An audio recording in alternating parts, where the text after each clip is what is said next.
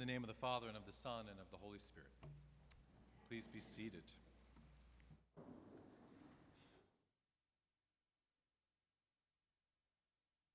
So we have these two parables that show us our profound worth to God. And I want to talk about them in a minute. But I want to share with you an experience I had when I was a chaplain at a hospital. And I was visiting with a young woman, probably 25 or 26.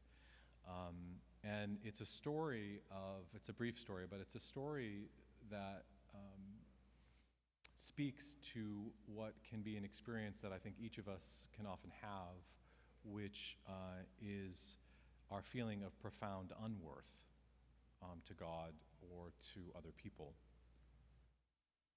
So I was doing my rounds as a chaplain, and it was probably halfway through my chaplaincy.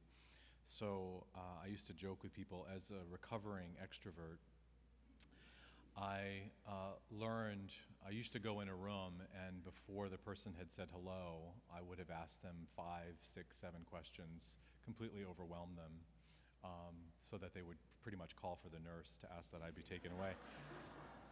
So at this point, as a chaplain, I had learned, well, the technical language for it in pastoral care is I had learned to shut the hell up. That's what I learned. So I did. So I shut up.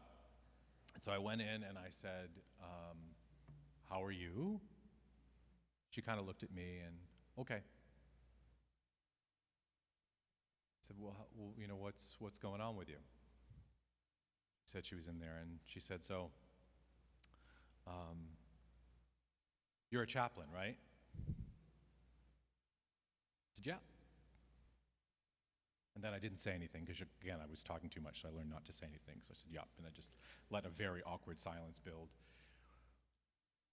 I said, can I ask you something? I said, sure. I said, you believe that God is forgiving?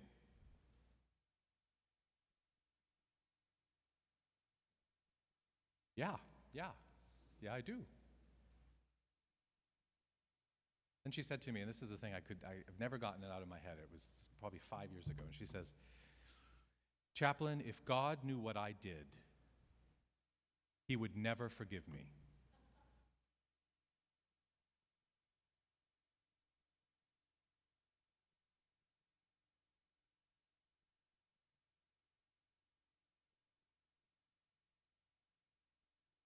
Who are the people that listened to Jesus? Who needed him, right?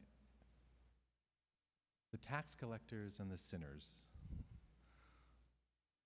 The tax collectors, and no offense to any who may work for the IRS, but tax collectors at that time in history were collaborators with the Romans. These were despised people.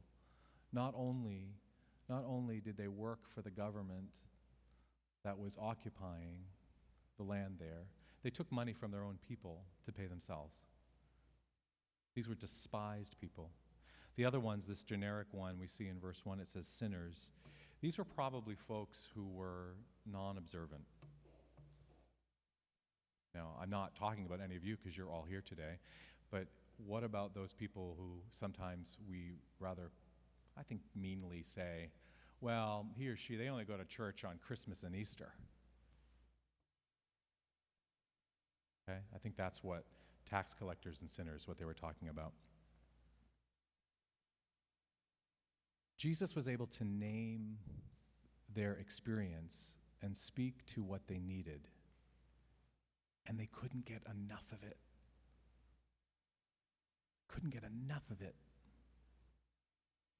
So then he beautifully, I think, and probably quite loudly, because of course, as we see in verse 2, I love this. I opted out of Greek in seminary, so there, I admit it. Pharisees and scribes, right? translate this word, began muttering and complaining, right? So I imagine that Jesus is there. He sees these tax collectors, right, and these sinners, and he knows that these are broken people, right? And he sees this other group of people on the side listening in, whose sole purpose really is to complain about these broken people and to judge them. And then he goes into this beautiful, two really brief stories. So the first one we have about the parable of the lost sheep. What occurs to me in this, and it didn't occur to me actually till this year when I was reading it, was we've all heard about the 99, he goes in the wilderness, goes after them. Verse 5, it says, and when he has found it, he lays it on his shoulder, rejoicing.